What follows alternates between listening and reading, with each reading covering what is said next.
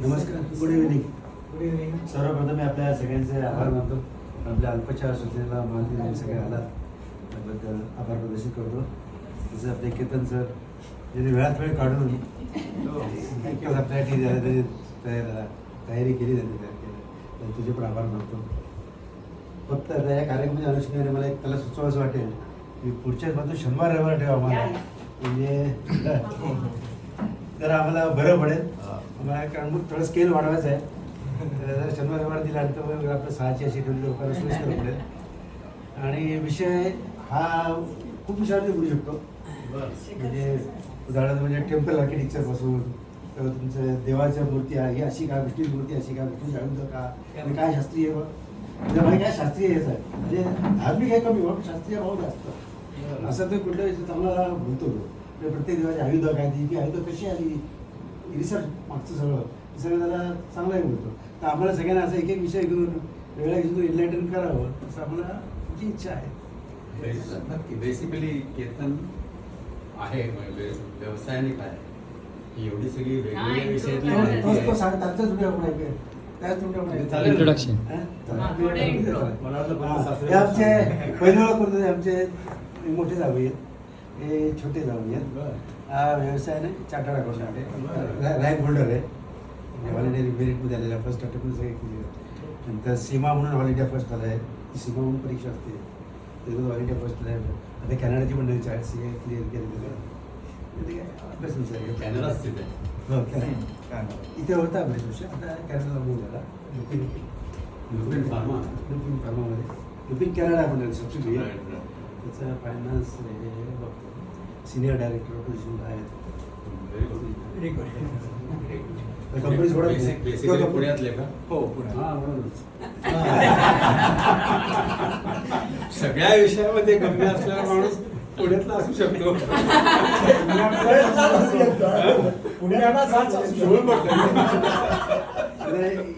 M A पण केलं. MA economics मध्ये म्हणजे या शास्त्रामध्ये पुढची जी काही क्वालिफिकेशन पुढे हे काहीच नाही. त्यामुळे तिथे पण त्याला तसा ग्रुप मिळालाय. चांगली गोष्ट. कॅनडामध्ये पण त्याला ग्रुप मिळालाय. म्हणजे त्याला असं सुचत राहतं की त्याच्या युनिव्हर्सिटीला तुला स्कोप मिळाला तिथे पण अशा फॅकल्टीमध्ये काही सुरू करता येईल. चाललंय बेस्ट असं सगळं आहे. तर तुम्ही सगळे जेवून आले असालच.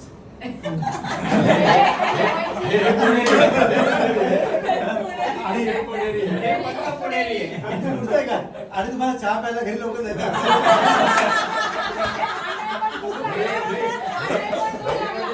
सदाशिव पेढी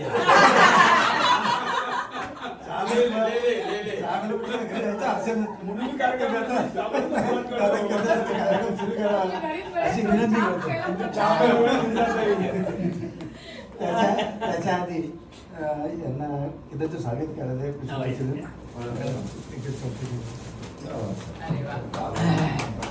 पहिले मी माझे मित्र संजय यांचं आभार प्रदर्शन करतो. आम्हा सर्व मित्रांना त्यांनी या कार्यक्रमाला ते बोलवलं. याच्यात बुद्धिझम आणि बुद्ध याच्याबद्दलची माहिती इकडे बघा. त्याबद्दल आम्ही कॅमेराकडे बघायचं. आम्ही इकडे इकडे कॅमेरा रेकॉर्डिंग करतो. अच्छा. तर मी काहीतरी म्हणत होतो. एनिवे या विषयाबद्दल फार डिफिकल्ट आहे. म्हणजे आपण आपल्या खूप वरचे आहेत ते समजायला फार अवघड आहे. त्याचा ते थोडक्यात आपल्याला सांगणार आहे. पण मला दुसऱ्या दृष्टीने आभार असे मानायचे ते वेळ काढून आपल्याला वेळ दिला याबद्दल त्यांचं जास्त कौतुक आहे. त्यांचं स्वागत मी करतो. मला वाटतं आपण करावं. कोणी सर्वांचा मी माझ्या दोन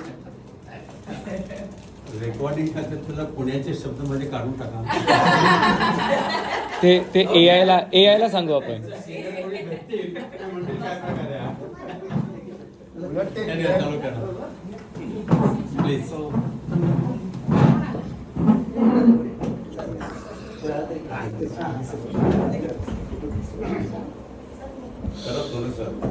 सगळ्यांना मराठी. अगदी सो हा म्हणजे आजचा विषय मग बुद्ध आणि बुद्धिझम आहे. सो मी बऱ्याच वेगवेगळे जे ॲस्पेक्ट्स आहेत बुद्धिझमबद्दल त्याचं पूर्ण डिटेलमध्ये नाही पण इंट्रोडक्टरी इन्फॉर्मेशन वगैरे असं मला द्यायचं. मग पूर्ण सुरुवात कशी झाली बुद्धिझमची, त्याची कोर फिलॉसॉफी काय किंवा बुद्धिस्ट आर्किटेक्चर किंवा बुद्ध धर्म कसा भारतात अख्खा पसरला आणि मग भारताबाहेर कसा पसरला वगैरे असं high level I will talk about. सुरुवात कुठून झाली. वैदिक धर्म सगळ्यांना माहितीच असतो की जो सगळ्यात म्हणजे समजला तो सगळ्यात जुनी परंपरा आहे भारतामधली. आता तो काळ खूप जुना वगैरे असेल पण त्यानंतर आपल्याला डॉक्युमेंटेड हिस्टॉरिकल स्टेट्स किंवा सिटी स्टेट्स पॉलिटिकल स्टेट्स ही आपल्याला पहिल्यांदा दिसतात ती महाजनपदं अशी म्हणतात की जी भारताच्या उत्तर भागामध्ये साधारण UP बिहार आणि थोडा मध्य प्रदेशचा भाग ह्याच्यामध्ये होती. ही सगळी महाजनपदं साधारण 1000 BC म्हणजे 3000 इयर्स बॅकचं ची आहेत म्हणजे तेव्हापासून त्याची सुरुवात झालेली. आणि याचं डॉक्युमेंटेशन फक्त बुद्धिस्ट आणि जैन लिटरेचरमध्येच येतं कारण का साधारण हिंदू लिटरेचर जे आहे ते अपॉलिटिकल आहे.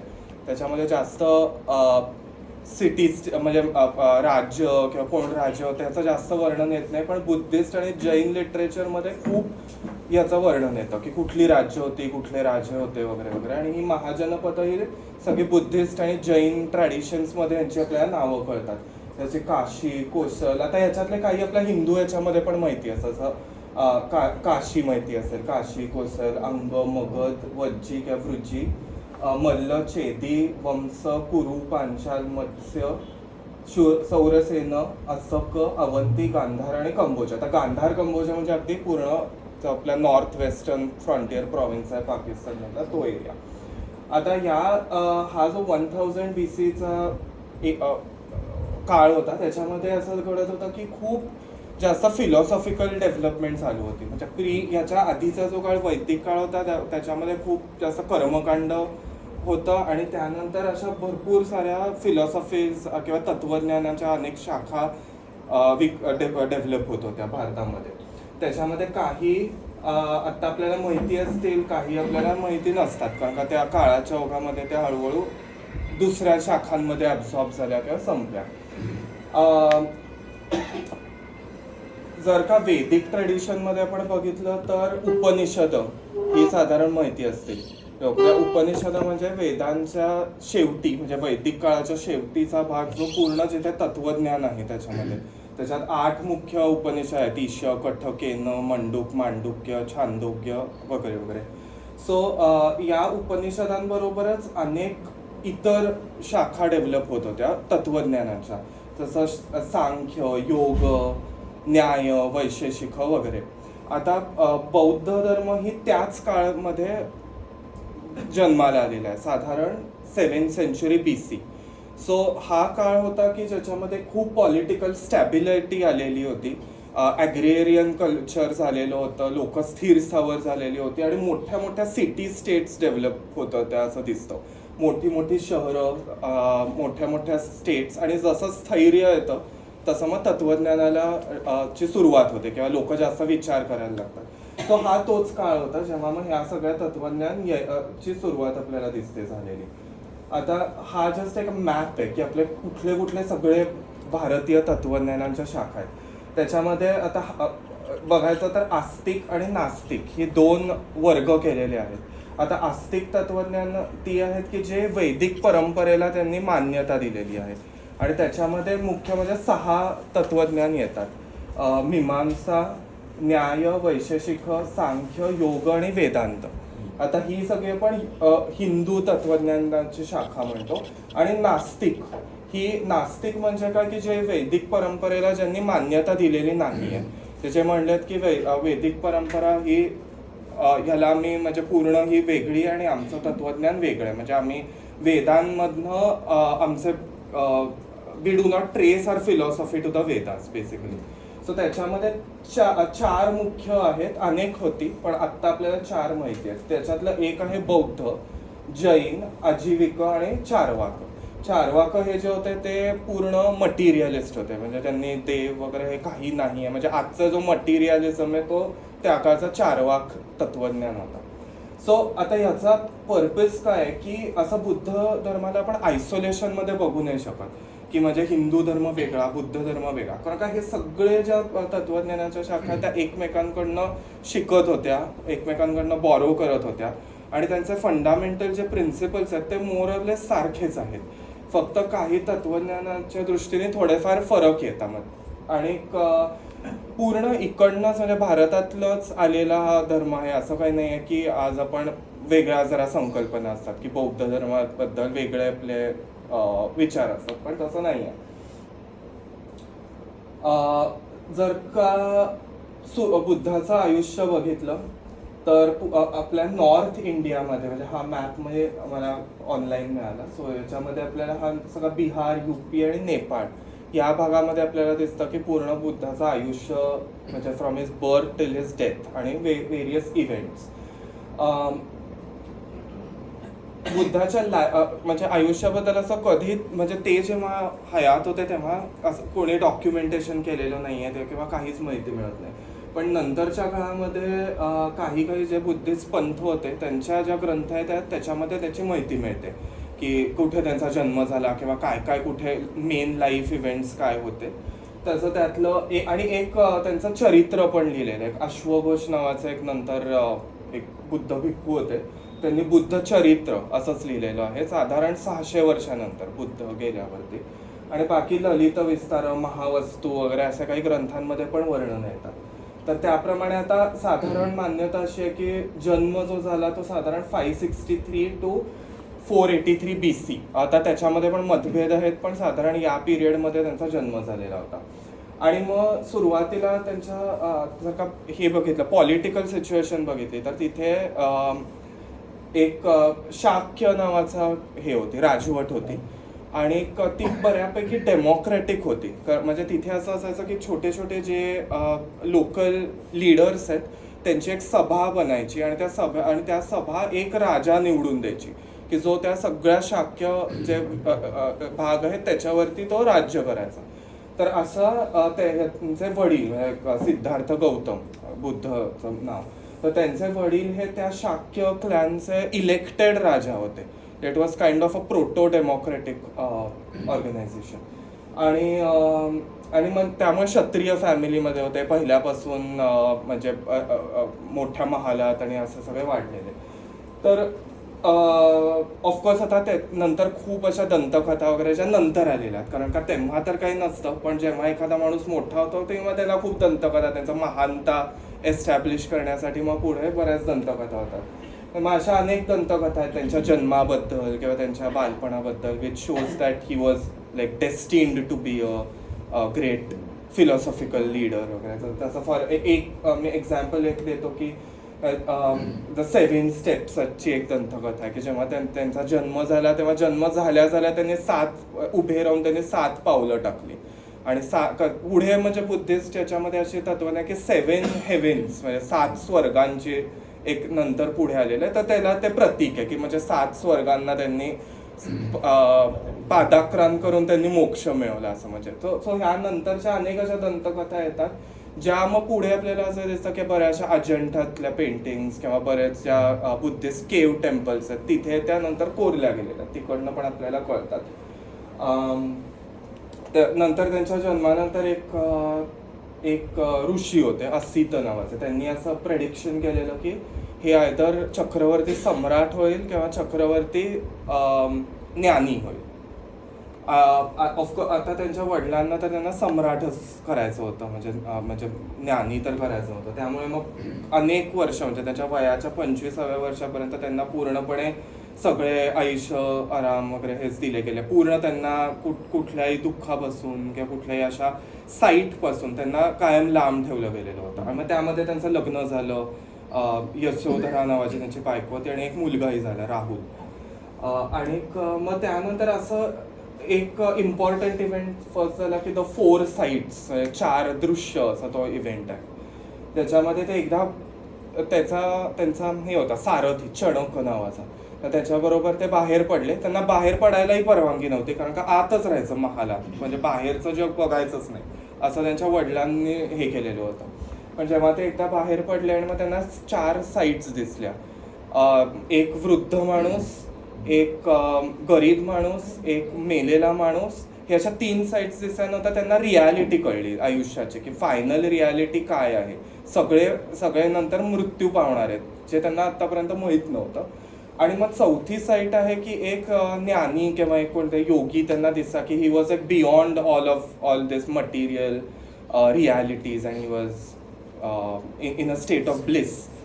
सो हे सगळं झाल्यानंतर मग त्यांनी हे केलं की आता मला ह्याचं काय सत्य आहे या आयुष्याचं हे त्यांना जाणीव करायची होती. आणि मग त्यानंतर he decided to leave the house and take renunciation. So तो नेक्स्ट इव्हेंट आहे, त्याला ग्रेट रिनन्सिएशन म्हणतात. सो हे अनेक असे ह्याच्यामध्ये दिसतात आपल्याला, जसं हे गांधार म्हणजे पाकिस्तान किंवा अफगाणिस्तानमधल्या काही आपल्या जिथे मिळाले आहेत, हे सांची मधले आहेत. तर त्या ग्रेट रिनन्सिएशनचं हे कार्विंग आहे. तर त्याच्यामध्ये म्हणजे कोणाला कळायला नको की ते बाहेर पडतायत, कारण का आवाज झाला तर त्यांना परत आत घेणार आणि जाऊ नाही देणार. त्यामुळे खूप हे गंधर्व लोकांनी त्या घोड्याच्या टापा उचलल्यात हातात, असं हे दाखवलेलं याच्यात पण याच्यात सुद्धा, की ते शांतपणे न आवाज करता जावं असं म्हणून. आणि मग त्यानंतर अनेक वर्ष, जवळपास 6 वर्ष ते वेगवेगळ्या श्रमण म्हणजे जे वँडरिंग ॲस्केटिक्स, श्रमण, अजून काय आपण म्हणू शकतो त्यांना, योगी म्हणून, त्या अशा बऱ्याच योगी ग्रुप्स बरोबर ते 6 वर्ष राहिले. सुरुवातीला असं दिसतं की म्हणजे आता फिलॉसॉफिकल पॉईंट ऑफ व्ह्यू बघितलं तर जे सांख्य किंवा योग तत्व शाखांचं तर त्यांच्याबरोबर राहिले, नंतर जैन लोकांबरोबर राहिले आणि असा वेगवेगळा त्यांनी अभ्यास केला. परंतु त्यांना जे उत्तर पाहिजे होतं ते मिळालं नाही. एकदम एंडला ते जैन मंक्स बरोबर ते त्यांचं हे करत होते, साधना करत होते. आणि जैन धर्मामध्ये खूप टोकाची साधना असते, म्हणजे सगळं तुम्ही सोडून दिलेलं असतं, अन्न, वस्त्र आणि सेल्फ बॉडी मॉर्टिफिकेशन असतं बेसिकली, म्हणजे पूर्ण शरीराचे हाल करून सगळ्या हे तोडायचे, पाश तोडायचे, बंध तोडायचे आणि मग मनाला आपल्याला म्हणजे अवेकनिंग होईल असं. आणि त्याच्यामध्ये त्यात ती मृत्यूला टेकलेले. तेव्हा एक सुजाता नावाची एक बाई होती, त्यांनी त्याला पहिल्यांदा खायला दिलं आफ्टर मेनी डेज. त्यामुळे तोही एक असा मोठा इव्हेंट आहे. आणि त्यानंतर मग त्यांना कळलं की हे एक्स्ट्रीमिझम हा पर्याय नाही आहे. आणि मग ते बोधिवृक्षाखाली बसून त्यांनी सलग 49 दिवस 49 डेज त्यांनी साधना केली आणि मग त्या एका दिवशी त्यांना एनलायटनमेंट प्राप्त झाली, अशी आपल्याला स्टोरी कळते या ह्याच्यामधनं. आणि मग एनलायटनमेंट मिळाल्यानंतर ही बौद्ध गया, म्हणजे ही इकडे बौद्ध गया म्हणजे आजच्या वाराणसीच्या थोडंसं जवळ एक भाग येतो, तिथे त्यांना एनलायटनमेंट मिळाली. त्याच्यानंतर ते सारनाथ म्हणजे वाराणसीच्या जवळ तिथे ते पुन्हा त्यांचं जे आधीचे हे कलिग्स होते म्हणजे 6 वर्षाच्या जर्नीमध्ये, त्यांना परत जाऊन ते भेटले आणि त्यांनी तिथे त्यांना पहिलं प्रवचन दिलं. त्यांना जे काय त्यांना एनलायटनमेंटमध्ये मिळालं त्याला त्या पहिलं प्रवचन सारनाथला दिलं आणि त्याला म्हणतात धर्मचक्र प्रावर्तन सुक्त. म्हणजे धर्मचक्र तिथे चालू झालं, rotation of the wheel of धर्म. आणि त्यामुळे सारनाथला एक मोठं स्तूपी आहे, ते नंतर मी डिस्कस करेन. आणि तिथे मग पहिला संघ स्थापन झाला, की म्हणजे संघ म्हणजे त्या बुद्ध म्हणजे ते सगळे पहिले कन्वर्ट्स आपण म्हणू, किंवा कन्वर्ट्स नाही म्हणायला पाहिजे, कारण का असा धर्मचा नव्हता, म्हणजे एक तत्वज्ञान होतं, एक दर्शन होतं.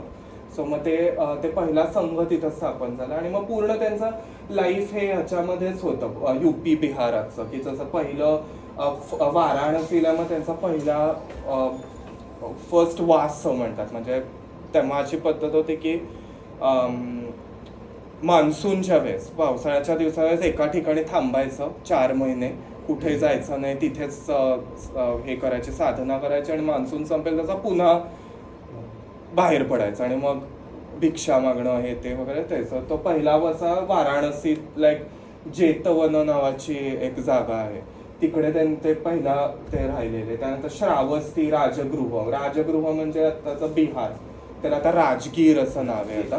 ते तेव्हाच्या मगधची राजधानी होती. आणि श्रावस्ती हे इकडेच वरती आहे इथे, म्हणजे आताच्या गोरखपूर किंवा लखनौच्या इथे. ती कोशल म्हणून जे राज्य होतं त्याची राजधानी होती. तर या दोन महत्वाच्या ठिकाणी त्यांनी बरेच आयुष्य त्यांचं स्पेंड केलं शिकवत.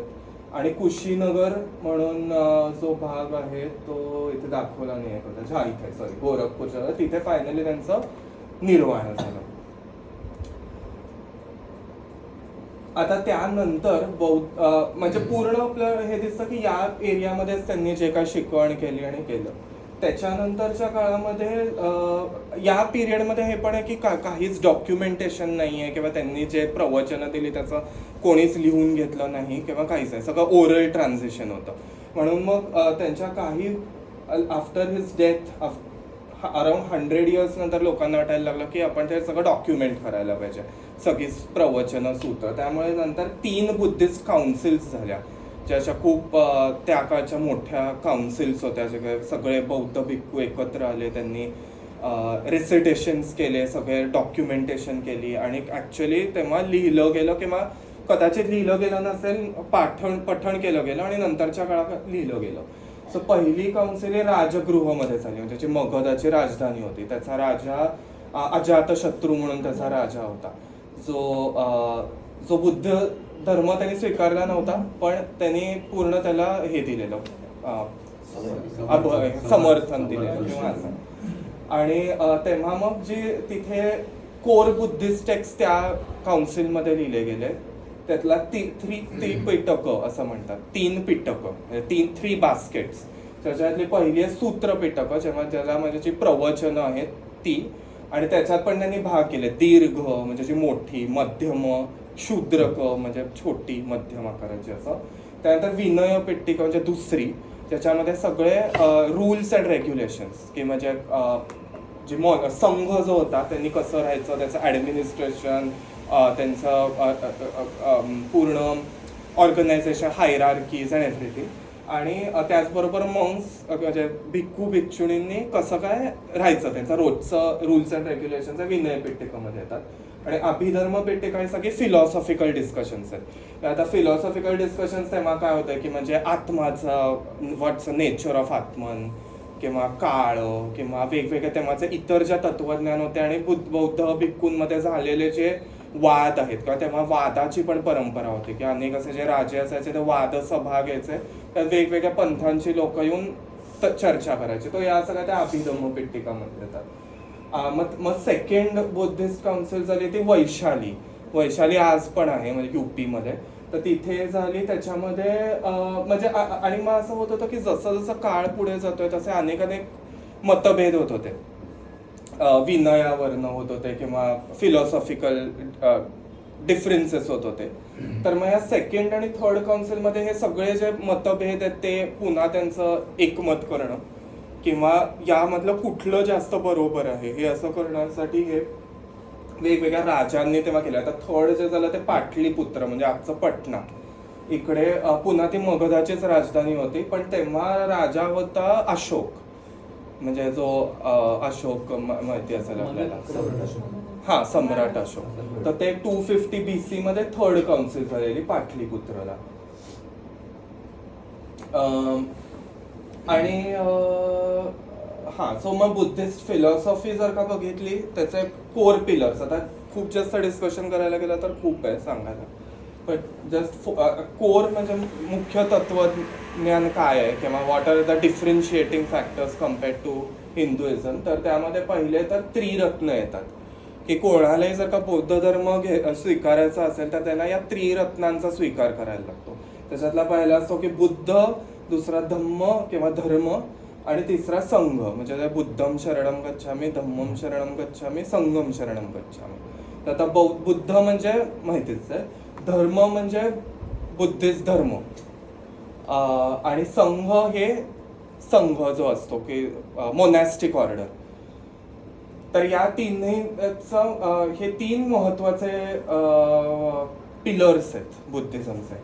आता जर का शिकवण म्हणायला गेलं तर बुद्धांनी सांगितले आहे की 4 नोबेल ट्रूथ्स किंवा 4 आर्य सत्य असं म्हणलं जातं त्याला. तर त्या 4 आर्य सत्य काय आहेत की पहिलं तर बौद्ध म्हणलं की सर्वम दुःखम. म्हणजे सर्वम दुःखम म्हणजे असं अगदी नाही म्हणू शकत की म्हणजे सगळंच दुःख आहे. बेसिकली असं आहे की कायम आपलं जे मन आहे it's always conditioned for dissatisfaction. म्हणजे जर का आपण हे टाईप ऑफ सफरिंग म्हणले तर हे जे 2 आहेत म्हणजे birth, death, disease, old age वगैरे हे तर सगळे आहेच आहेत. पण mainly it's contact with unpleasant आणि loss of contact with pleasant. त्यामुळे आपण काही कधीही बघितलं आपण या 2 ह्याच्यातच अडकलेलो असतो. We always want a contact with something which pleases us or which helps satisfy our requirements, or the other, if that is not there, then we are trying to avoid things which are unpleasant, or basically we are trying to avoid contact to things which will like cause us trouble. So ह्या 2 ह्याच्या चक्रामध्ये आपण continuously अडकलेलो असतो. So that is दुःख. म्हणजे that is the condition of your mind, की आपले mind on a इव्हॉल्युशनमध्ये कायम आपली माइंड तेच कंडिशन झालेलं आहे आपल्या मनाचं. सो ते त्यांनी साधारण म्हणलं की सर्वम दुःखम. पण त्यामध्ये ते म्हणलं की त्याचं कारण त्यांनी सांगितलं असं की desire is the cause of suffering. म्हणजे दुसरं आर्य सत्य ज्याला आपण समुदय असं पण म्हणलं असं. की मला म्हणलं की ओके ठीक आहे, म्हणजे असं जे आपलं मनाचं कंडिशनिंग आहे की कायम आपण ह्याच्या ट्रॅपमध्ये आहे, तर त्याचं कारण काय, तर त्याचं कारण आहे डिझायर म्हणजे इच्छा. कायम आपल्या कुठल्या ना कुठल्या स्वरूपाची इच्छा आपल्याकडे असते, त्यामुळे इट फ्युएल्स द डिझायर. पण असं नाहीये की हे असंच कायम राहणार आहे. त्यामुळे त्यांनी 3रं आर्य सत्य दिलं की निरोध. म्हणजे देर is a cessation, there is you can get out of this cycle of suffering. आणि त्याचं 4थं सत्य त्यांनी सांगितलं की तो ज्याला अष्टांग मार्ग असं म्हणतात, की ज्याच्यामध्ये 8 त्यांनी हे सांगितलंय. जसं सम्यक दृष्टी म्हणजे राईट व्ह्यू, सम्यक संकल्प, सम्यक वाच, सम्यक कर्म, सम्यक आजीव, सम्यक व्यायाम, सम्यक प्रज्ञा आणि सम्यक समाधी. म्हणजे हे on a high level this is म्हणजे तुम्ही कसं जगा, मॉरल एथिकल लिव्हिंग अँड हे आणि ह्याच्यामध्ये दिलेलं आहे. आणि अजून तुम्हाला खूप पुढे जायचं असेल तर मग ऑफकोर्स त्याच्यामध्ये म्हणजे पुढचं समाधी आणि व्हेरियस फिलॉसॉफिकल ॲक्टिव्हिटीज पण आहेत. पण हे 4 आर्य सत्य आहेत आणि नोबल 8 फोर्थ पार्ट बघितलं. आता त्या 4थं हे डिपेंडंट ओरिजिनेशन म्हणजे प्रतित्य समुत्पाद. आता हे जर का त्या 4 आर्य सत्यांपैकी बघितलं तर जर दुसरं आहे की desire is the cause of suffering, त्याचं कारण त्यांनी दिलं की प्रतित्य समुत्पाद. म्हणजे कायम एक चक्र आहे की everything is depended on something else, म्हणजे nothing can stand on its own. त्यामुळे एक त्यांनी चक्र दिलेलं आहे हे असं जे बऱ्यापैकी आहे. म्हणजे ते म्हणजे बेसिकली त्याचं आहे की तुमचा जन्म आणि मृत्यूचं चक्र, की ते कसं चालू राहतं अखंड. आणि त्याच्यातलं कुठलाच अपार्ट फ्रॉम दॅट त्याच्यामधलं कुठलाच असं नाही आहे, कुठलीच वस्तू अशी नाही आहे की जे सत्य आहे. म्हणजे कायम प्रत्येक कशावर तरी डिपेंडेड आहे. त्यामुळे एका सायकलमध्ये सगळ्या गोष्टी चालवतात. एकामुळे दुसरं होतं, कॉज अँड इफेक्ट अशीच कुठल्याही याची आहे. असं मूळ कॉज आपण जर का कशाचं शोधायला गेलो की कशाचं मूळ कारण काय आहे, तर ते आपल्याला कधीच मिळणार नाही. कारण का प्रत्येकाचं कॉज इफेक्ट सायकल अशी त्यांनी त्या प्रतित्य समुत्पादामध्ये म्हणलेलं आहे. त्यामुळेच कर्म आणि रिबर्थ ही एक मोठी संकल्पना आहे, जे हिंदू तत्वज्ञानामध्ये पण तेच म्हणलेलं आहे. त्याच्यामध्ये काहीच फरक नाही आहे की आपण जसे कर्म करतो त्याप्रमाणे आपल्याला पुण्य मिळतं, वाईट कर्म केले तर पाप मिळतं. त्यामुळे आपला रिबर्थ जेव्हा आपला पुनर्जन्म होतो त्या प्रकारे होतो. आणि ह्याच्या पूर्ण साखळी ही चालू राहते अखंड, ही त्या प्रतित्य समुत्पादामध्ये चालू राहते.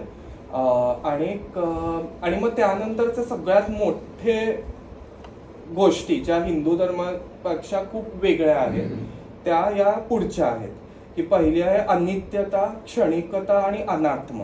हे 3 मोठ्या गोष्टी. आता अनित्यता म्हणजे इम्परमनन्स, की काहीच परमनंट नाही आहे. अगेन हे प्रतित्य समुत्पादामुळे कायम there is a causal relationship. So there is कुठलाच एक असा आपण म्हणू नाही शकत की हा एक गोष्ट आहे की जी कायमस्वरूपी राहणार आहे, ज्याला आपण जसं आपण याच्या म्हणू की आत्मा आहे सपोज. तर त्यांनी म्हणा की आत्मा सुद्धा असा कायमस्वरूपी राहणारा नाही आहे, हे कायम कॉज इफेक्टच्या चक्रामध्ये आहे आणि त्यामुळे त्याला ते अनित्यता आहे सगळ्याच्या.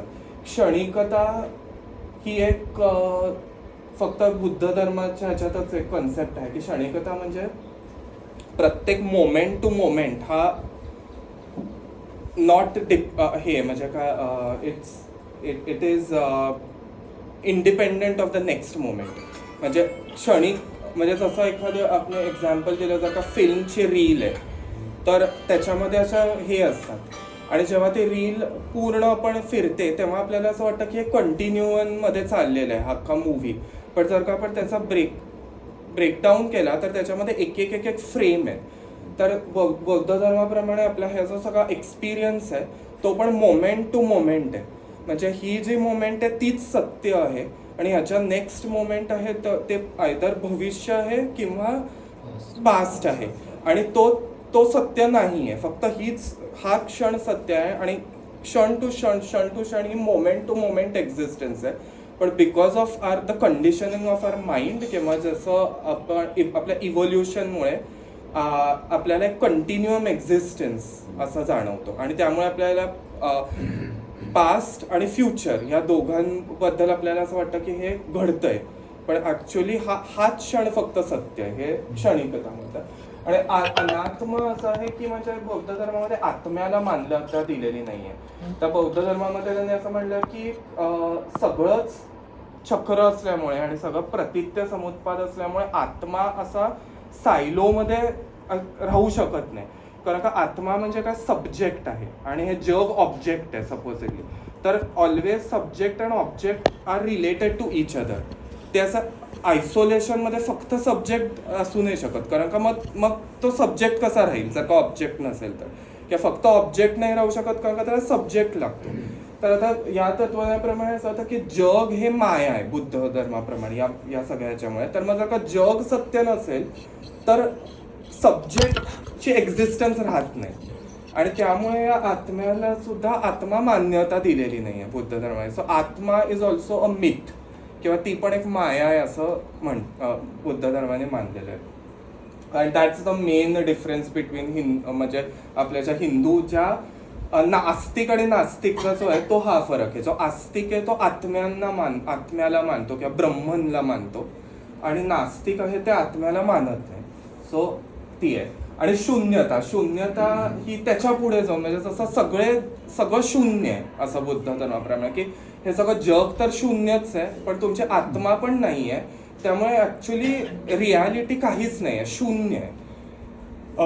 हे खूप अद्वैत वेदांत शंकराचार्यांच्या अद्वैत वेदांताची खूप जवळची कन्सेप्ट आहे ही जी शून्यता आहे त्या. आणि ह्याच्याचमुळे जे हे होते आपले आदि शंकराचार्य होते त्यांना प्रकद्ध बौद्ध असं म्हणायचंय बाकीच्या शाखातली लोक. कारण का त्यांचं शून्यता आणि जे अद्वैत वेदांतामधला ब्रह्म सत्यम जगत मिथ्या आहे ते खूप शून्यताशी जवळ आहे.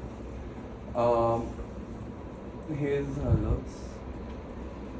हा मग त्यानंतर हे मी एकदम क्विकली कव्हर करतो. सो त्यानं हे मेन अशा वेगवेगळ्या आता जसं आपल्यात खूप अनेक अशा शाखा आहेत हिंदू धर्मामध्ये जसं बौद्ध धर्मामध्ये पण अनेक शाखा आहेत. सो मेन त्याच्यात स्थविर आणि महासांघिक अशा दोन मेन शाखा आहेत. आता स्थविर काय आहेत की जे जुनी तत्वज्ञान आहे जे बुद्धांनी ऍक्च्युअली सांगितलेलं आहे त्यालाच फक्त मान्यता देतात. सो त्यांच्या मतप्रमाणे बुद्ध हा देव नाही आहे, हा माणूसच होता. फक्त त्यांनी योग्य ते प्रोसेस थ्रू त्यांना एनलायटन मिळाली. पण सामान्य माणूस होता असा कुठल्याही माणसाला पण तेच जर का केलं तोच जर का मार्ग केला तर त्यांनाही त्या माणसाला एनलायटन मिळेल. So there was no godly status to Buddha. आणि ते फक्त जे पहिले त्रिपिटक आहेत ते फक्त त्या त्रिपिटकांनाच मान्यता देतात, ते दुसरे कुठले ग्रंथ नाहीत. पण जे महासांघिक आहेत त्याच्यामध्ये असं हळूहळू झालं की बुद्धाला एक दैवत्व स्वरूप मिळालं आणि अनेक बुद्ध आले. म्हणजे हा तर या काळातला बुद्ध आहे, असे पूर्वीच्या काळी अनेक बुद्ध होते, पुढे अनेक बुद्ध होणार आहेत. त्यामुळे असं बरेच बुद्ध आले. म्हणजे एक तर गौतम बुद्धाला मग त्यांनी शाक्य मुनी असं म्हणलं, म्हणजे शाक्य क्लॅनचा हा माणूस. पण त्याच्या आधी पण अनेक बुद्ध होते, त्याच्यानंतर पण अनेक होणार आहेत. आणि मग वेगवेगळ्या त्यांच्यामध्ये जसं आता हिंदू धर्मामध्ये पण आहेत की स्वर्ग असतात वेगवेगळे, तर प्रत्येक स्वर्गाचा एक बुद्ध. मग त्याच्यात काय अमिताभ, वैरोचन, रत्नसंभव वगैरे असे अनेक बुद्ध आहेत त्यांच्याकडे. बोधिसत्व नावाची एक कन्सेप्ट त्यांनी आणली की ज्याच्यामध्ये असं असतं की एखादा माणूस जो एनलायटनमेंटमध्ये पोचलाय पण तो एनलायटनमेंट घेत नाही, तो मुद्दामून इथेच राहतो. कारण का जर का एनलायटनमेंट पर्यंत जर का तो पोचला तर he will go beyond the suffering of this world. So जर का तो आधीच्याच स्टेपला थांबला तर he still understand suffering of all the common people. आणि त्यामुळे मग बोधिसत्व ह्याला खूप महत्त्व आलं की म्हणजे असं एक त्यांना आपण म्हणू की प्रोटो बुद्ध किंवा जे हिंदू याच्यामध्ये जर का आपण म्हणलं तर साधारण आपल्या याच्यात जसे गंधर्व वगैरे असे आहेत की जे म्हणजे अगदी देव पण नाही मनुष्य पण नाही त्यांच्यामध्ये. तर साधारण तशी आहे ही की जे सगळ्यांचं भलं करतात, सगळ्यांचं जातात, ज्यांना मदत करतात. त्यामध्ये पण अनेक बोधिसत्व आले हळूहळू. त्याच्यात अवलोकितेश्वर, पद्मपाणी वगैरे वगैरे असे बरेच बोधिसत्व आले. आणि मुख्य म्हणजे त्यांनी अनेक म्हणजे त्रिपिटक म्हणले की ठीक आहे त्रिपिटक आहेच आहे, पण त्यांनी अनेक खूप पुढे नवीन नवीन सूत्र, लिटरेचर, खूप ग्रंथ, वेगवेगळे अनेक ग्रंथ पण यांनी एक्सेप्ट केले. सो असं पण दिसतं की ह्याच्यामध्ये जो हा स्थविर आहे तो साधारण भारतातच मर्यादित राहिला. थोडासा श्रीलंका, थायलंड वगैरे इकडे गेला. पण हा महासांगिक बिकॉज ते खूप ओपन होते, ते खूप वेगवेगळे विचार, वेगवेगळे पंथ यांना आपल्यात सामावून घेत होते त्यांच्यात. Especially like because of the म्हणजे बुद्धाला डिव्हाइन हे दिल्यामुळे तो सोपा होऊन जातो धर्म थोडा. कारण का हा जो स्थविरांचा धर्म आहे त्याच्यात असा देव असा कोणीच नाहीये, देवाला मान्यता दिलेलीच नाहीये त्यांनी. सो तो हा जास्त तत्वज्ञानाकडे यांचा जास्त कल आहे. आणि यांचा कल हा जास्त तत्वज्ञान तर आहेच आहे, पण हे पण आहे की बुद्धाची पूजा, बुद्धाच्या मूर्त्या वगैरे. त्यामुळे हा भाग हा खूप भारताबाहेर हा आपल्याला महासांगिकांचा खूप प्रचार झालेला दिसतो. सो आणि एक मिनिट सो मग स्थविरांमध्ये मग पुढे अनेक असे पंथ आले. पुद्गलवादी, सर्वस्तिवादी, श्रौतांतिक, विभाज्यवादी किंवा हे थेरवाद, जे आपल्याला थोडंफार थेरवाद ऐकलं असेल बऱ्याच जणांनी मे बी. सो थेरवाद हा यांच्यामधनं आलेला आहे.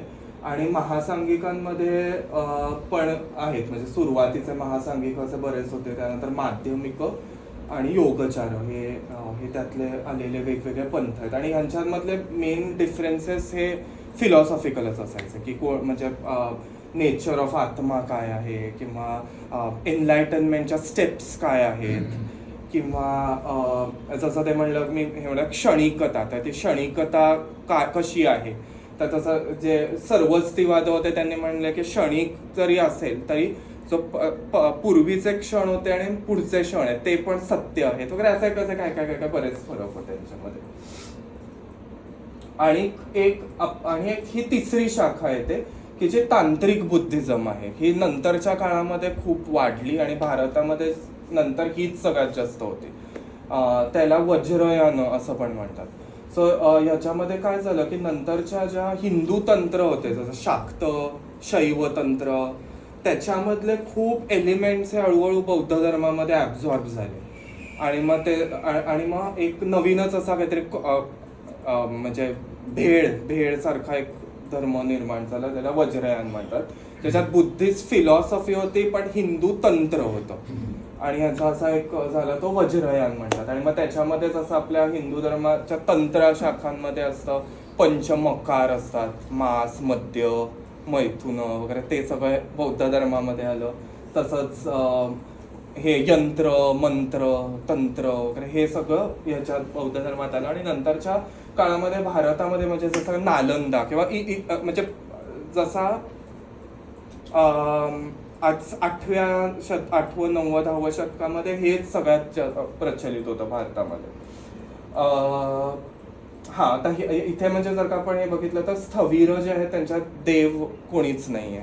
महासांगिकामध्ये हे पूर्ण अख्खं वेगवेगळे बुद्ध, वेगवेगळे बोधिसत्व आलं, आणि वज्रयानामध्ये आलं की हे सगळं आलंच, आणि परत खूप तांत्रिक देवता आल्या ज्या उग्र असतात. हिंदूच्या देवता पण त्यांनी घेतल्या, आणि कसं हे झालं,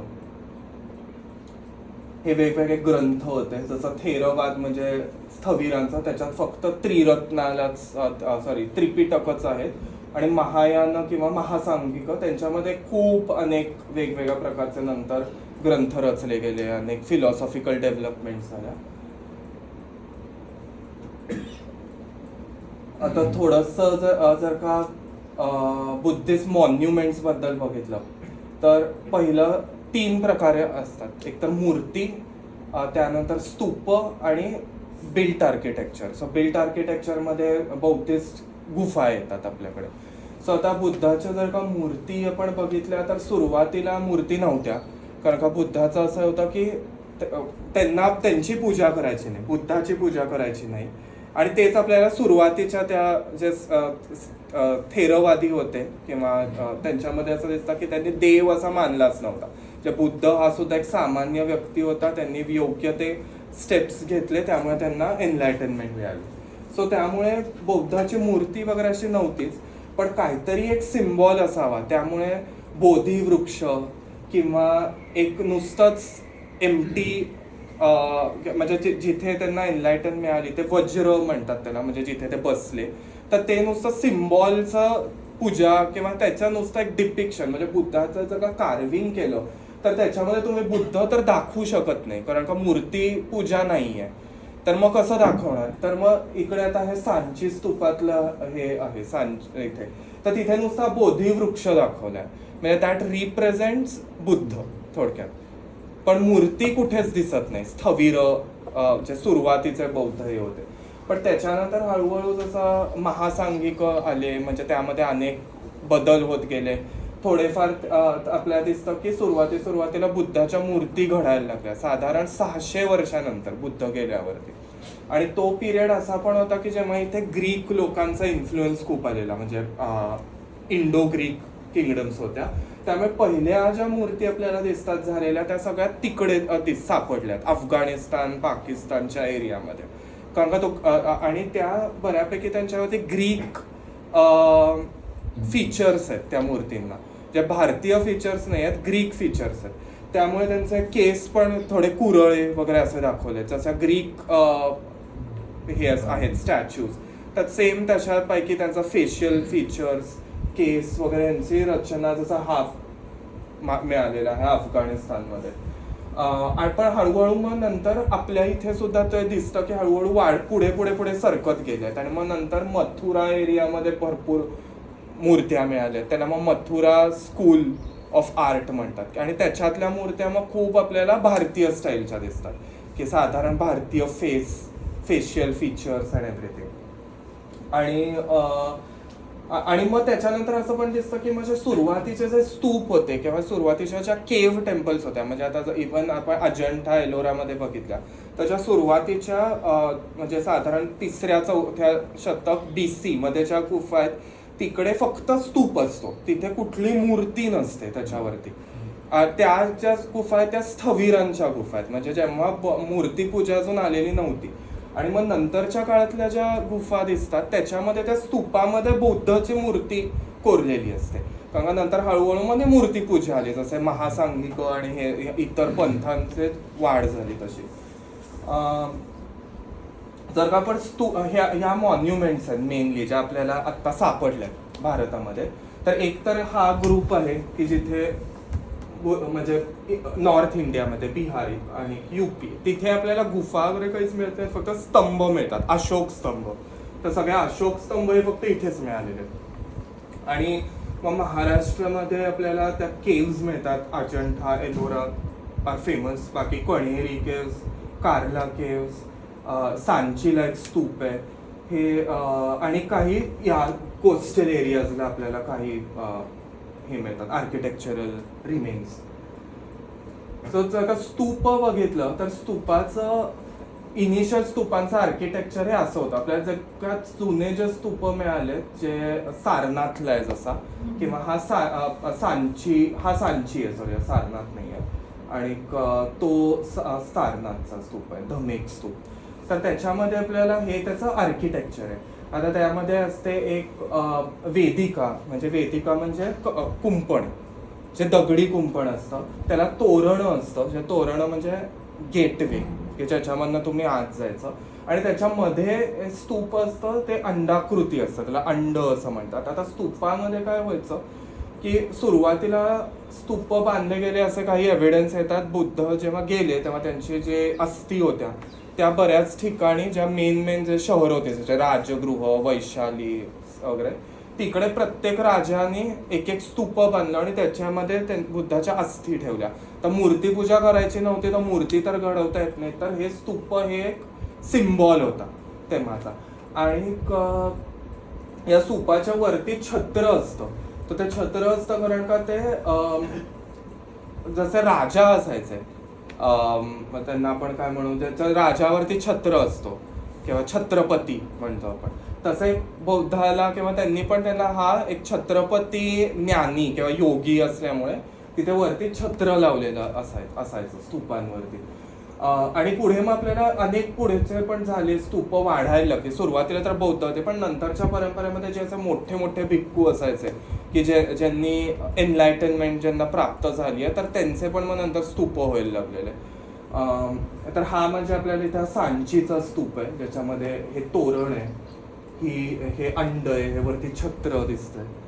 वेदिका जी होती त्याची ती पडली आहे. हे धमेक स्तूप म्हणजे जिथे बुद्धाने पहिलं प्रवचन दिलेलं, तिकडे हे बांधलं गेलं.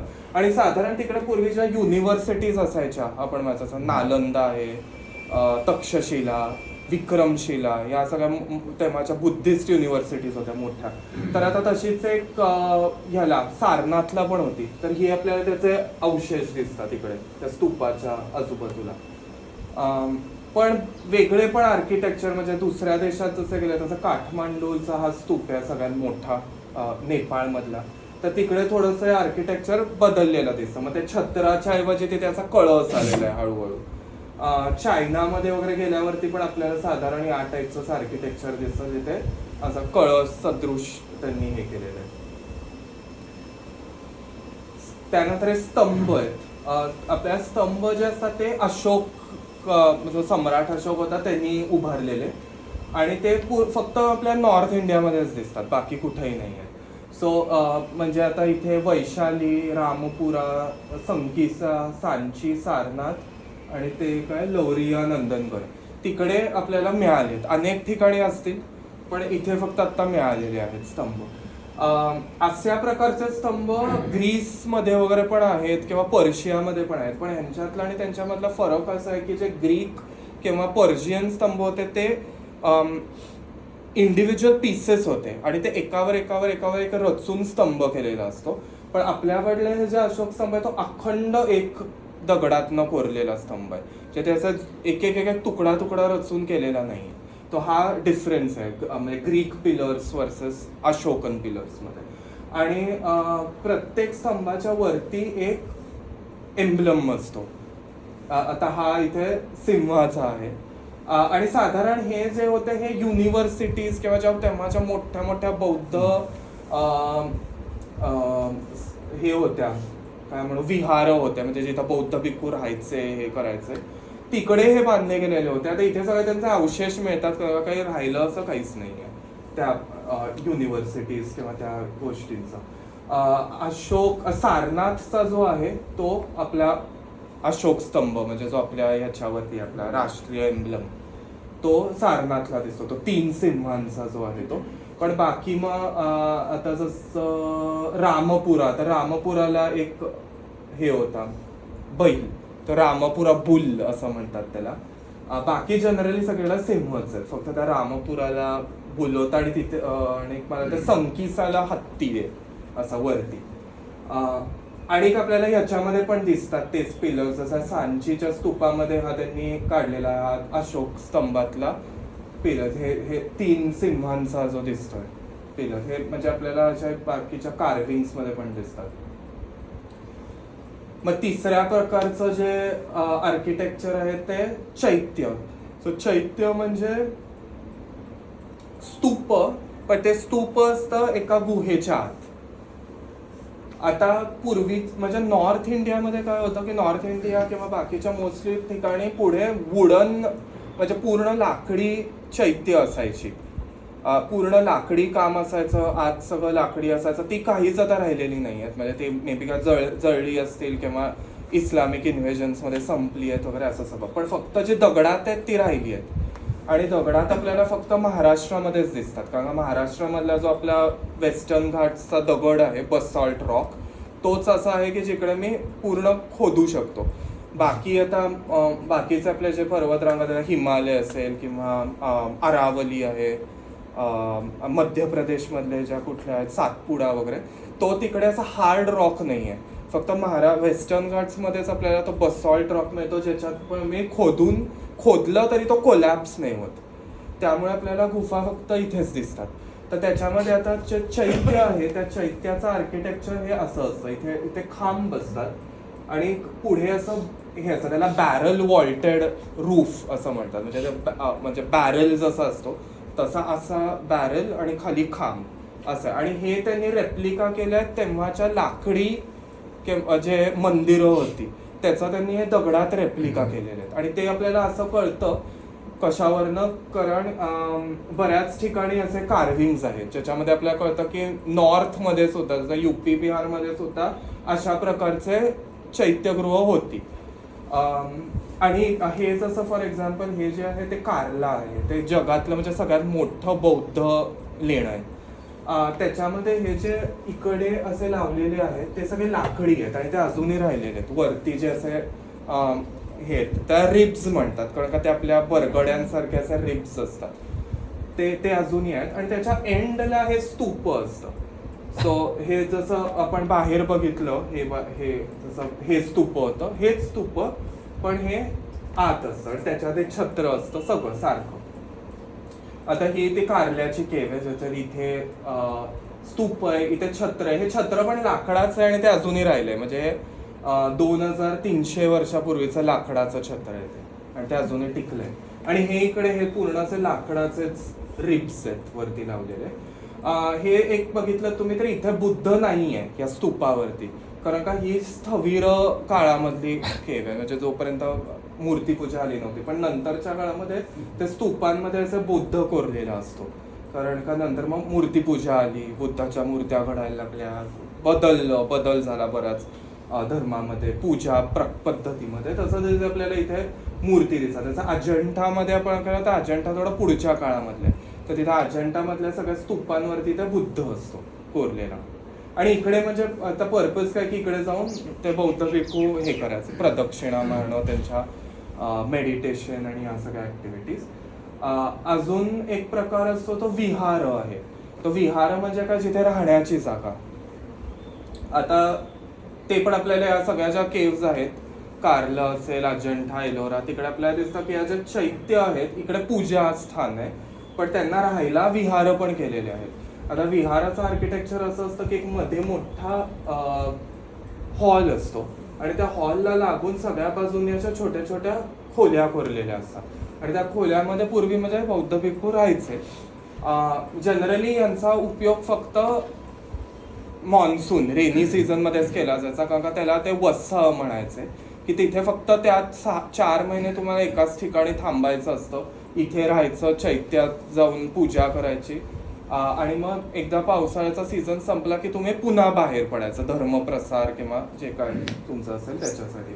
आणि हे जे विहार आहेत इकडे चित्र कोरलेली असतात, म्हणजे ह्याच्यामध्ये नसतात चैत्यामध्ये, पण विहारामध्ये चित्र पेंट केलेली असतात. जसं अजंठाचं विहार आहे तिकडे आपल्याला, आणि साधारण 3 प्रकारे आपल्याला म्हणजे त्याच्यामधनं समजतो म्हणजे काय काय त्या काळची होती. एक तर आपल्याला तत्वज्ञान समजतं त्या चित्रांमधनं, जसं हा पद्मपाणीचं हे आहे. पद्मपाणी हा एक बोधिसत्व आहे, तर आणि हा खूप खूप म्हणजे सगळ्यात महत्त्वाचा बोधिसत्व आहे. हा नंतर पुढे चायना वगैरे मध्ये पण खूप फेमस झालेला आहे. नंतर चायनामध्ये त्याला गुआन यिन असं नाव होतं आणि जपानमध्ये जाता जाता त्याचं कॅनन असं नाव झालं आणि ती कॅनन कंपनी याच्या नावाने आहे.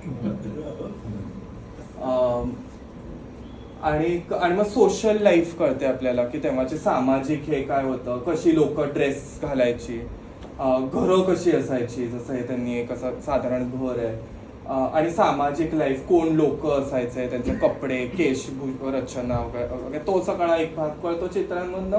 आणि अजून कथा, म्हणजे ज्या बौद्ध कथा होत्या त्याला जातक कथा म्हणतात, त्या सुद्धा म्हणजे त्या मागच्या बघितलं तर जे स्थवीर होते त्यांनी फक्त त्रिपिटकच म्हणलेली, त्यामुळे त्यांच्या ह्याच्यात कथा नाही आहेत. पण नंतर हे सगळं असं आपल्याला त्या पेंटिंग्स मधनं समजतं आणि स्टडी करता येतं.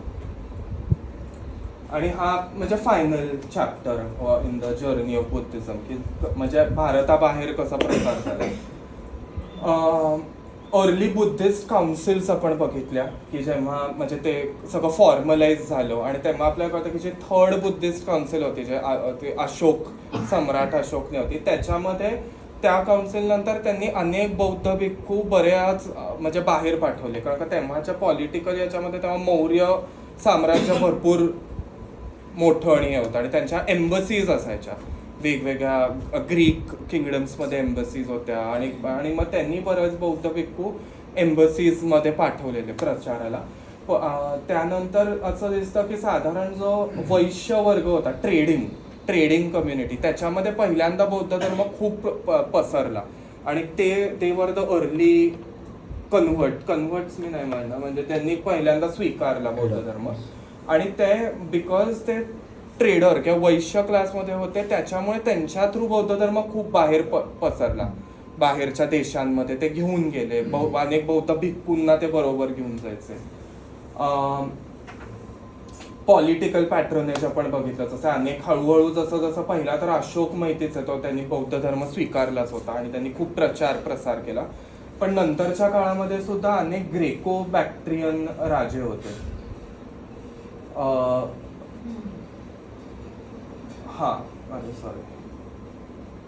सो अनेक इथे ग्रेको बॅक्ट्रियन म्हणजे जे इंडो ग्रीक्स होते, म्हणजे नंतरचे ग्रीक आले, त्यांचा एक इकडे त्यांचा खूप हे त्यांच्या हे होत्या राजवटी होत्या या भागामध्ये. इथं मौर्य एम्पायर होता आपल्याकडे आणि त्या भागामध्ये इंडो ग्रीक होते. तर ते असं दिसतं की ते खूप लोक सगळे राजे बुद्धिस्ट कन्वर्ट झालेले. त्यांच्यामधला एक मेनॅन्डर नावाचा राजा होता ज्यांनी बौद्ध धर्म स्वीकारलेला. हे त्याचं नाणं आहे जिथे त्यांनी इथं खाली लिहिलंय MENAN, मेनॅन्डर. आणि त्यांनी खूप प्रसार या भागात केला बौद्ध धर्माचा, म्हणजे आजचा अफगाणिस्तान किंवा सदर्न सेंट्रल एशिया. आणि पुढे जाऊन याच भागामध्ये म्हणजे जो हा भाग आहे तिकडे पुढे शकांचं राज्य आलं आणि त्या शकांमध्ये एक मोठा राजा होता कनिष्क नावाचा. म्हणजे त्याच्या आधीच्या राजांची नावं वेगळी होती, विमल, कडफिसिस वगैरे अशी, जी भारतीय नावं नव्हती. पण हा जो होता जो बौद्ध हे होता, म्हणजे बौद्धिझम स्वीकारलेला, त्यांनी कनिष्क नाव घेतलं त्याचं.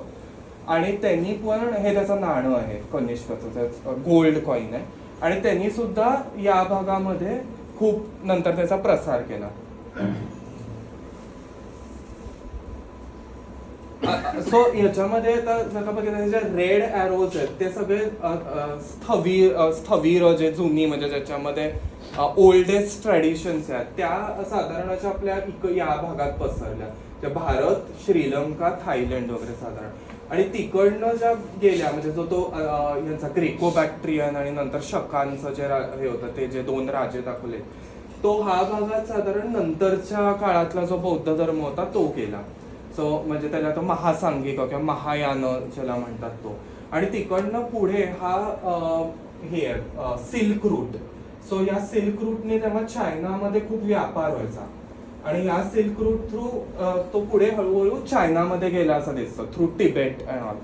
तर त्याच्यामध्ये हा जो आहे सिल्क रूट इकडे, हा म्हणजे हा काशगर हा जो भाग दिसतोय ना, हा तिकडे आपल्याला खूप अशा केव्स दिसतात नंतरच्या काळातल्या. या सगळं आता चायनामध्ये येतं. पण मग तो भाग होता की जेव्हा या सगळ्या ट्रेडर्स बरोबर बौद्ध धर्म हळूहळू पुढे जात चायनामध्ये येत होता. मग तिकडे या डुंगहांग म्हणून इथे बऱ्याच केव्स आहेत आणि तिथे पण आपल्याकडे जसं अजंठाला आहे त्या स्टाईलचेच पण चायनीज फॉर्म मधले पेंटिंग्स दिसतात, मूर्त्या दिसतात, युनिव्हर्सिटीज आहेत ज्याच्यामध्ये खूप बौद्ध ग्रंथ सापडलेले आहेत, कारण का भारतातले नष्ट झाले. त्यामुळे आपल्याला आता जे आपल्याला कळतं बौद्ध धर्माबद्दल ते या अशा युनिव्हर्सिटीज मधले चायनीज ट्रान्सलेटेड केलेल्या बौद्ध ग्रंथ मिळतात. त्याच्यावरून आपण समजू शकतो की भारतात काय होतं पूर्वी असं. आणि हे चायनीज पिलग्रिम्स वगैरे पण आले, बरेच आपल्याला माहिती असतील ते. सो हा हुआन सॅंग म्हणून एक पिलग्रिम होता. तर हे सगळे त्या सिल्क रूट मधनं जी देवाणघेवाण चालू होती त्यामधनं बौद्ध धर्म असा पुढे चायनामध्ये गेलेला दिसतो. आणि मग तिथे पण अनेक अशा वेगवेगळ्या पंथ अनेक शाखा झाल्या. सो तिएनताय, हुआयेन, चिंगते, चआन, चेनगेन वगैरे अशा बऱ्याच ज्या भारतातल्या ज्या शाखा होत्या तिकडे जाऊन त्यांची वेगवेगळी नावं झाली. प्लस तिकडले जे लोकल ट्रेडिशन्स होते, लोकल देव होते, लोकल तत्वज्ञान होत्या, त्या सगळ्या त्यांच्यामध्ये इंटिग्रेट झाल्या असं दिसतं. एक आत्ता साधारण फेमस आहे की प्युअर लँड बुद्धिझम म्हणून खूप फेमस आहे, की ते अमिताभ बुद्ध जो होता त्याचं पूजा करतात ती लोक. ते नमो अमिताफो असा त्यांचा हे आहे. सो हे एक फेमस आहे. चआन म्हणजे ध्यान वर्ण आलेला तो शब्द आहे. तो ध्यानचं चान असं झालं. तो मेडिटेटिव्ह ट्रॅडिशन आहे.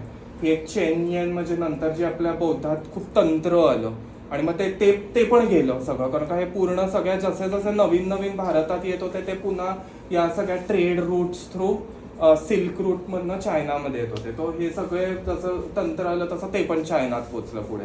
तर ते चेनयेन नावाचे एक ती हे होते. आणि मग त्यानंतर चायनामधनं पुढे कोरियामधनं पुढे जपानमध्ये गेलं असं दिसतं. आता चायनामध्ये बुद्ध धर्म असं फुल्ली एस्टॅब्लिश झाला नाही कधी. तिथे ताओइझम आणि कन्फ्युशनिझम होते आणि त्यांच्यामध्ये बऱ्यापैकी कॉम्पिटिशन होती या तिन्ही धर्मांमध्ये चायनामध्ये. तो काही काळ असा होता की ज्याच्यामध्ये बुद्ध धर्माला वर्चस्व मिळालेलं होतं, खूप बुद्धिस्ट टेम्पल्स वगैरे झाली. पण पुन्हा जेव्हा कन्फ्युशन किंवा ताओ पिरियड यायचा तेव्हा हे पूर्ण डिस्ट्रॉय करायचं बुद्धिस्ट टेम्पल्स वगैरे. तो ते पॉलिटिकल पॅट्रोनेज वरती ते वर खाली व्हायचं की कुठला राजा आला किंवा कुठलं नवीन राज्य आलं ते कोणाला स्पॉन्सर करतात त्याच्यावरती ते चालतं की आज कोणाचा काळ आहे. पण जपानमध्ये असं दिसतं की जपानमध्ये बऱ्यापैकी बुद्ध धर्म तिथे एकदम पसरला. तर या चायनीजच या सगळ्या शाखा पुढे पुढे जपानमध्ये गेल्या, त्यांना वेगळी नावं आली. टेंडाय, शिंगोन, निचिरेन, झेन हे बऱ्यापैकी झेन बुद्धिझम वगैरे असतं. ते चान वरचं आहे, म्हणजे Chinese Chan is Japanese Zen which is Indian dhyan. So असं हे सगळं दिसतं. तर जपानमध्ये एक वेगळं आणि तिथे स्वरूप आहे. तिथे एक शिंटो नावाचा त्यांचा लोकल धर्म आहे. तर शिंटो धर्म म्हणजे नैसर्गिक ज्या आहेत नदी, झाडं वगैरे यांच्या देवता आणि त्यांची पूजा करणं किंवा त्यांचा ते क्लॅन्स असायचे. प्रत्येक क्लॅनचा एक देव असायचा. तर जपानमध्ये जसं की हा जो त्यांचा लोकल शिंटो रिलिजन आणि जपानीज आणि बुद्धिझम यांचं अमालगमेशन झालं आणि त्याच्यामधनं एक धर्म तयार झाला जो टेंडाई असं म्हणतात त्याला. मग हे पहिलं टेम्पल आहे जपानमधलं. हे एक शोटोकू नावाचा त्यांचा प्रिन्स होता. तर त्यांनी किती 593 म्हणजे पहिल्यांदा बुद्धिस्ट म्हणजे मंक्स जेव्हा जपानमध्ये आले तेव्हा त्यांना या शोटोकूनी तो बुद्धिस्ट धर्म स्वीकारला आणि त्यांनी पहिलं हे टेम्पल बांधलं. आणि हे सगळ्यात मोठं देऊळ आहे जपानमधलं नाराला. सो नाराला एक मोठी युनिव्हर्सिटी होती तिथे बुद्धिस्ट युनिव्हर्सिटी आणि तिकडे त्याचं इंटरनल हे आहे. आणि so last is Tibetan. So टिबेटमध्ये आपल्याला दिसतं की स्थविर किंवा महासांगिक हे दोन्ही शाखा टिबेटमध्ये गेल्या नाहीत. टिबेटमध्ये जास्त करून तांत्रिक जे आहेत वज्रयान तो गेला आणि टिबेटमध्ये म्हणजे ऍक्च्युअली आधी चायना आणि जपानमध्ये सिल्क रूट थ्रू गेला आणि टिबेटमध्ये त्याच्यानंतर गेला थ्रू द हिमालयन पासेस म्हणजे जे ट्रेड रूट म्हणजे चायनामधनं तो असा वर्ण रूट होता आणि तिबेटमधनं हिमालयन पासेस थ्रू आणि हे बऱ्यापैकी नंतरच्या काळात गेलं की जेव्हा भारतामधनं हे आधीच्या सगळ्या तत्वज्ञानं संपून तांत्रिक बुद्धिझम खूप वाढलेला आणि तेव्हा तिबेटमध्ये भारतातनं गेल्यामुळे तिबेटमध्ये फक्त तांत्रिक बुद्धिझमच पोचला असं दिसतं जास्त करून. आणि त्यामुळे तिबेटन जो आता बुद्धिझम असतो जो आता परत भारतात आलाय थ्रू दलाई लामा आणि हे ते, तर त्यांच्यामध्ये हे सगळं खूप दिसतं की जसं मंत्र असतं ओम माणी पद्मे हुम फॉर एक्झाम्पल, जे ते अवलोकितेश्वराचं मंत्र आहे. त्यानंतर यंत्र दिसतं जे असे वेगवेगळे हे जॉमेट्रिकल फॉर्मॅट्स असतात आणि अशा वेगवेगळ्या डीटीज दिसतात, तांत्रिक डीटीज आहेत या. आणि हा मध्ये बुद्ध आहेत आणि तंत्राची प्रॅक्टिस जी असते ती अशी या मंडलांमधनं म्हणजे त्यांची खूप वेगळीच साधनेची प्रॅक्टिस असते. त्यांचे ज्या मेडिटेटचे वगैरे आहेच आहे पण त्यांची मंडल बेस्ड प्रॅक्टिस असते. सो या अशा वेगवेगळ्या मंडळ वगैरे जे आपल्याला आता तिबेटन बुद्धिझम किंवा ती लोक त्याची भारतात आली आहेत तर ते हा अशा प्रकारचा असतो. पण जो पूर्वी भारतात होता तो याच्यापेक्षा खूप वेगळा होता, जो मूळ होता तो. आणि त्यांच्यात पण अनेक शाखा आहेत म्हणजे जसं कदम, काक्यू, निंगमा, गेलुग. सो जे आता हे आहेत आपले दलाई लामा ते या गेलुग स्कूल्स आहेत. पण म्हणजे अनेक अशा तिबेटमध्ये पण अनेक स्कूल्स आहेत. So Dalai Lama is one of the school. आणि मग डिक्लाइन. सो डिक्लाइनमध्ये आता प्रायमरीली 4 कारणं होती की भारतामध्ये हळूहळू बौद्ध धर्म का पूर्ण संपून गेला. त्याच्यामध्ये पहिलं तर क्वालिटी ऑफ थॉट, की जसं आपल्याला दिसतं की हळूहळू वज्रयान जसा पसरला तसा खूप तंत्रकडे तो झुकायला लागलेला आणि तांत्रिक प्रॅक्टिसेस बेसिकली खूप सिक्रेटिव्ह असतात. त्यामुळे मग पूर्वी बौद्ध भिक्खू जे सगळ्या समाजात फिरत होते, शिकवत होते किंवा त्यांची समाजाशी खूप देवाणघेवाण होती भिक्खूंची, ती हळूहळू खूप कमी झाली. कारण का त्यांच्या ज्या साधनेच्या टेक्निक्स होत्या त्या खूप इंटरनल झाल्या. आणि ह्याचा म्हणजे इन द आर्किटेक्चरल एव्हिडन्स जर का एलोरा ज्या आहेत, एलोरा किंवा अजंठा, त्याच्यामध्ये पण ते दिसतं की ज्या नंतरच्या काळातल्या गुफा आहेत 7व्या-8व्या शतकात बांधलेल्या, त्या पूर्ण एन्क्लोज्ड गुफा आहेत की त्याच्या बाहेरून आत काहीच कळत नाही. आणि तिकडनं आत गेल्यावरती अशा खूप सिक्रेट रूम्स वगैरे असतात त्या केव्ह टेम्पल. कारण का तिथे अशा म्हणजे ज्या तांत्रिक प्रॅक्टिसेस या तिथे केल्या जायच्या त्या गुफांमध्ये, म्हणजे इन्क्लुडिंग लाईक मास, मद्य, मैथून, पंचमकार वगैरे ते सगळं. सो त्यामुळे ओव्हरऑल सोसायटीमध्ये इंटरॅक्शन कमी झालेलं होतं आणि अशा प्रॅक्टिसेस आल्यामुळे थोडासा बौद्ध धर्माचा लोकल अपील कमी झालेला होता. त्याच्यानंतर मेन म्हणजे आपला अजून हिंदू जे पंथ होते ते खूप पुढे आले नंतरच्या त्या काळामध्ये, साधारण 5व्या-6व्या शतकामध्ये. सो एस्पेशली हे तेव्हाची 6व्या-7व्या शतकाच्या आधी बऱ्याचशा राजांनी बौद्ध धर्माला त्यांचं हे दिलेलं, म्हणजे काय म्हणू आपण, स्टेट रिलिजन. पण नंतरचे जे राजवटी आली म्हणजे एस्पेशली गुप्तांनंतर जे राष्ट्रकूट, प्रतिहार, पाल, चोल, पांड्या म्हणजे अक्रॉस इंडिया, त्यांनी आपलं स्टेट रिलिजन हिंदू धर्म होता त्यांचा. जे असं नव्हतं की त्यामुळे त्यांनी बुद्ध धर्माला पूर्ण काही नाश केला वगैरे, कारण का आपल्याकडे कायमच सेक्युलरिझम आणि हे होतं. पण त्याच्यामुळे हिंदू धर्म परत म्हणजे हिंदूचे जे पंथ होते ते म्हणजे एस्पेशली शैव, शाक्त, वैष्णव हे सगळे पंथ खूप पुढे आले आणि बरेचसे जे बौद्ध झालेले ते पुन्हा म्हणजे हिंदू पंथांकडे परत यायला लागले. आणि शंकराचार्य वगैरे हे सगळे जे म्हणतात किंवा ते त्यांनी अद्वैत वेदांत वगैरे हे सगळं पुढे आणलं. सो मग तो एक हिंदू रिसर्जन्स म्हणू आपण त्याला, की तो झाला. सो हेच की जे नवीन सेक्ट झाले, वैष्णविझम, शाक्त, शैव पंथ, वैष्णव पंथ हे सगळे खूप आले. पुराणांचा तो काळ होता, 6वं शतक, 7वं, 8वं शतक. आणि त्यामुळे साधारण असं दिसतं की 10व्या-11व्या शतकापर्यंत बुद्धिझम बऱ्यापैकी कमी झालेला होता आणि पुन्हा हिंदू धर्म म्हणजे हिंदू धर्म नाही म्हणायचं, हिंदू पंथ ह्या सगळ्या वाढलेले होते. आणि मग फायनल त्याचं डेथ नेल वॉज इस्लामिक इन्व्हेजन्स. कारण का तेव्हा साधारण इस्लामिक इन्व्हेजन्स 12व्या शतकात चालू झाले. तोपर्यंत बुद्ध धर्म फक्त बेंगॉल, बिहार आणि युपी इकडेच साधारण राहिलेला. बाकी अख्ख्या भारतात एकेकाळी प्रचंड होता सगळीकडे बुद्ध धर्म. तो सगळा हळूहळू पुन्हा जाऊन फक्त या भागात राहिलेला. आणि मग जेव्हा इस्लामिक इन्व्हेजन्स झाले तेव्हा संपलं. म्हणजे तेव्हा मोस्टली म्हणजे ज्या अर्लियर कुतुबुद्दीन ऐबक किंवा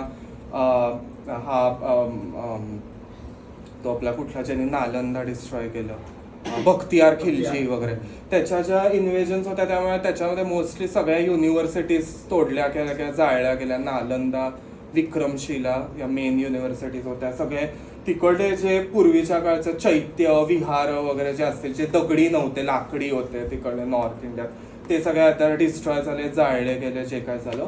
आणि तेव्हा खूप एव्हिडन्स आहेत की म्हणजे त्या नालंदामध्ये वगैरे अनेक बौद्ध भिक्खूंना मारलं, म्हणजे लाईन लावून त्यांचा शिरकाण केला. आणि जे राहिले ते म्हणजे हिमालयामध्ये वगैरे जाऊन ते केले. पण त्यानंतर पूर्ण जिथे होता बुद्धिझम तिकडनं पण तो संपला, बाहेर राहिला, भारताच्या बाहेर. सो आत्ता आपल्याला प्रेझेंट डे मध्ये श्रीलंकामध्ये आहे, थायलंडमध्ये आहे, काही थोड्याफार प्रमाणात चायनामध्ये राहिलेला आहे, आणि देन जपानमध्ये आहे. सो बाहेरच्या जगात आहे बऱ्यापैकी असं भारताबाहेर.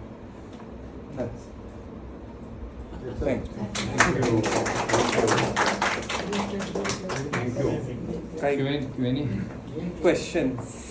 त्याची भाषा काय होती? पाली भाषा होती? पाली भाषा. हो. तर त्रिपिटकांची म्हणजे जे सुरुवातीचे ग्रंथ होते त्रिपिटक,